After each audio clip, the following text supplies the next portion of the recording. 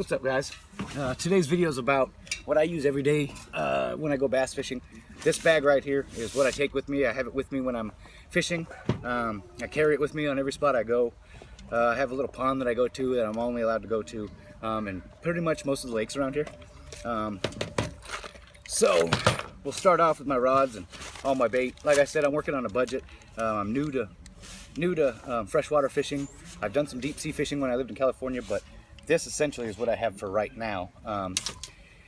So what I'm working with as far as rods is I have a 6-foot medium Jimmy Houston bass rod. It's 6 foot. I'd like a little bit longer for more leverage, maybe 7 foot. I have a pop and cranking rod in the shed that's 7 foot. I haven't used yet. I use that for my catfish. Also, I have a little Shimano. It broke. My son sat on it and broke it, so it's down to 5 foot. It was 6'6". He stepped on it and broke it. It's a medium light action. I have 12-pound line on each one of these poles, just for bigger bass, and I seem to hit pretty good bass on both of them. Even though black one's messed up, and this one isn't to my liking. It's a medium ultralight. It's still catching 5-6 pound bass, anywhere from 2 pounds to 6 pounds. My personal best is probably a 6 pound 3 ounce. And I'm trying to beat that. As far as swim bait, or as far as soft baits, I use some Zoom June Bug 6-inch lizards. I don't have too much luck with lizards, but I did catch a 4 pound 6 ounce bass on half of a lizard, the action in the tail and the legs, that I used as a trailer on my 3/8 ounce jig. I've got some Great Glitter Outdoors Angler. These are cheap ribbon tail worms. They're straight in the ribbon tail. And then, as everybody knows, the Yum Dingers. I use a 3/0 hook. Sometimes I go weightless, but most times I put a 3/8 bullet weight on here, and I just work all the trees and all the structures around it.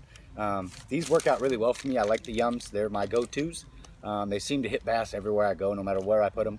Blowdowns, heavy cover, grass. The only problem that I do have is not with the lures or the bait, but with this pool.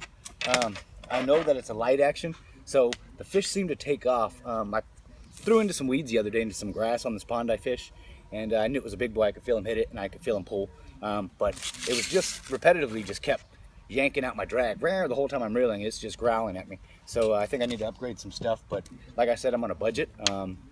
So this is what I'm working with for now. Now let's get into this. This is some of my little grubs and other stupid stuff. Some of the stuff my daughter fishes with, her little bobbers and stuff. I've got some number 2 bait holder hooks. I've got a few jigs. I've got a swim bait. I've got green, yellow, pink craws, red craws, orange twirls, white twirl tails, white grubs, some blue crawfish. If you can see that, I hope so. Haven't really used any of them. I just think they're a little small. I got some snap swivels in here, snap connectors, some smaller hooks for my daughter to use, some jig heads, some other feather jigs. I've got one swim bait that I have hit on, which is this one right here. If I don't hook myself. It's kind of a Ned rig setup, but it is effective. Get this out of here. If you can see that, it is effective. It's got the swim bait tail on it, Ned rig hook. I don't like working these around cover too much because I seem to get them snagged on wood and tree trunks and stuff, so I try to stay on the edges of the grass and just basically work that in and out of there. I've caught a few bass on it, not too many, but a few. And so that's with that box. In here I got some spinner baits. Everybody's got to have a spinner bait, as you know. Got a yellow spinner bait with the willow leaf. Got a small Colorado on it. It's a chartreuse green. I've used this one time.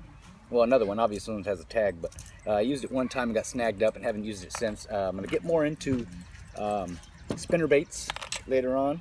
I've got some lipless cranks. This is a 1/4 ounce rattle trap that I use for bass. Just, you know, swims about 2 feet. I like to dive it in and out. I'm not too familiar with crankbaits, so I don't use too many of them, but I do have some in the box. I'm not really too keen on the whole. I'm not too hip on everything that goes into using crankbaits. I'm new to it, like I said. So I have that one. I have a watermelon colored dancing crank. Like I said, I haven't used many of these. I have a shad. This is a sexy shad, lipless. I use that. I've used it once. I caught a 2-pound bass on it, as well as I have a blackback with silver shad, and then I also have the blueback silver shad for that clearer water. A lot of water around here is really murky. Besides for my pond, the pond that I go to is pretty clear.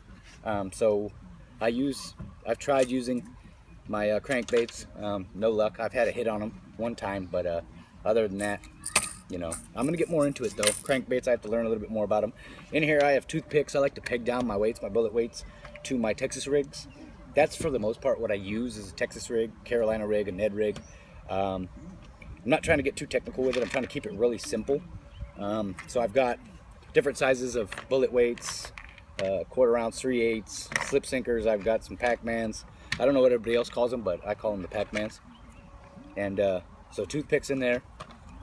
So I've got that. I always have to have with me is a pair of scissors so I can cut the line and different stuff like that. I have trimmers and prune shears for when I have to get into trees and stuff. A lot of the